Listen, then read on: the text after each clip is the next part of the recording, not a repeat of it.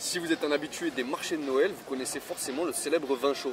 Mais est-ce que vous savez vraiment ce qu'il y a dedans? Nous non. Pour savoir, on est allé demander à une vraie experte. Allez, suivez-moi. Implantée à Cannes depuis 25 ans, la famille de Mylène a toujours vendu du vin chaud sur le marché de Noël. La composition du vin chaud, vous la voyez, vous avez du sucre, de l'orange, du citron, des épices et le petit secret. Et le petit secret, il est détenu depuis plus de 25 ans par mes parents, par mon papa. Et je pense que ça vient surtout au niveau de la préparation. Mais à l'heure d'aujourd'hui, je ne le connais encore pas, donc voilà.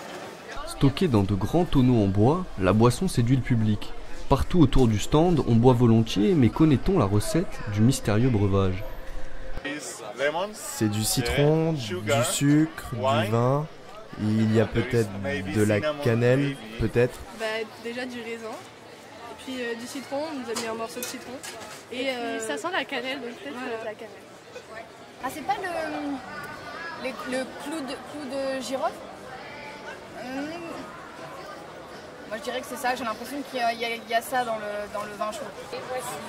Allez, merci beaucoup. Pas moyen de savoir, hein, mais peut-être que le secret se trouve dans la préparation. Et pour ça, j'ai la solution, le faire nous-mêmes. Allez, suivez-moi.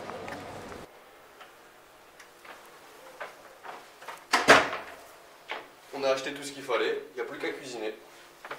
Pour un vin chaud réussi, il vous faut 2 oranges, 1 citron, 200 g de sucre, puis place aux épices avec 2 bâtons de cannelle, 2 étoiles de badiane, 4 clous de girofle, 1 cuillère de muscade en poudre et l'ingrédient principal, 1,5 litre de vin rouge.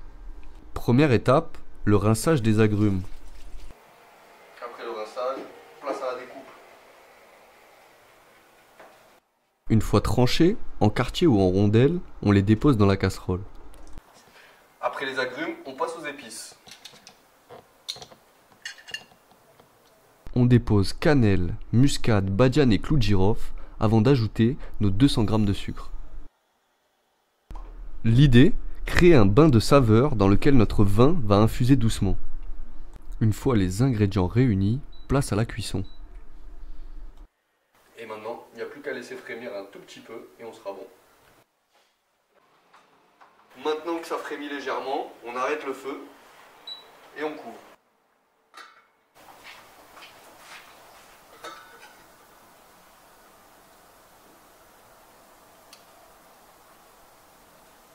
Bon, pour le secret, c'est peut-être raté, mais en tout cas, avec un peu de bonne volonté et des bons ingrédients, on peut tous faire du très bon vin chaud.